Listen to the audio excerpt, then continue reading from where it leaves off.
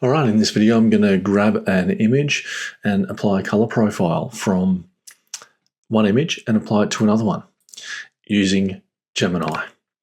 So first thing, we need to upload our files. So I have my reference file, which is a WebP file here. And then we've got our secondary file, which is the file I want the color profile applying to. Then I have my prompt, and I've made sure that I've got my file references there. So that's B0156, like that. All right, so I just copy this. So I've made sure that I've said be strict, all that. You can take a quick look at my prompt. I'll put a link to that in the description.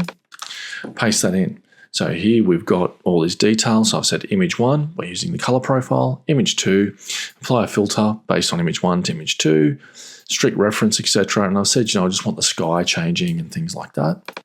And then I'm going to use Pro down here for the model and click Submit. And then Gemini goes off and edits the image for me. It's really important when you're doing prompts to make sure that you're as detailed as possible.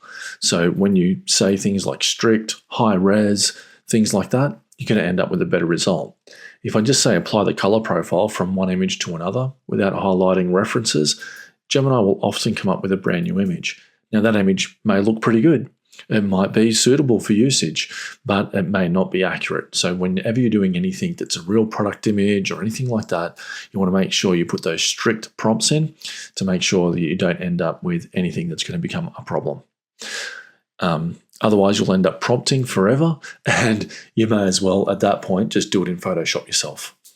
So here we can see that we've got this implementation all going on. All looks pretty good so far. So let's just wait, and I'll show you the image after this. All right, so just waiting. All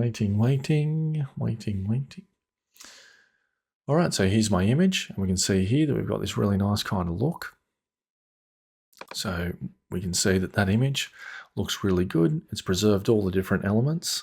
All we've got to do is just deal with this content down the bottom here. So I'm going to say download full size.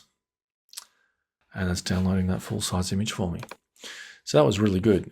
We've gone from this white kind of stark concrete look with no shadows or anything like that to the sun being positioned in the right spot with a nice sort of dusk photo, all looking really nice. Now, we do have a couple of issues with this particular image. First of all is in this corner down here, we've got this stuff with the copyright and the little symbol here to indicate that it's a Nano Banana edited image. So we're going to fix that. Let's go ahead and we're going to open up Photoshop.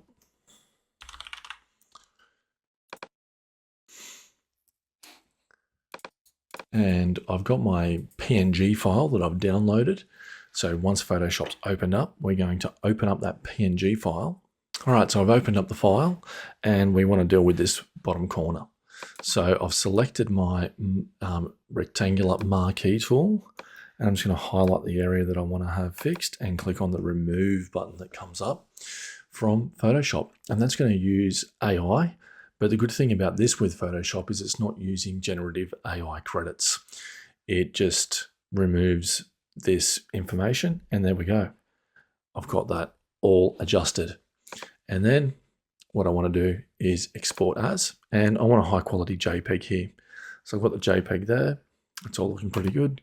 Click export, and I've got my file all there. There we go.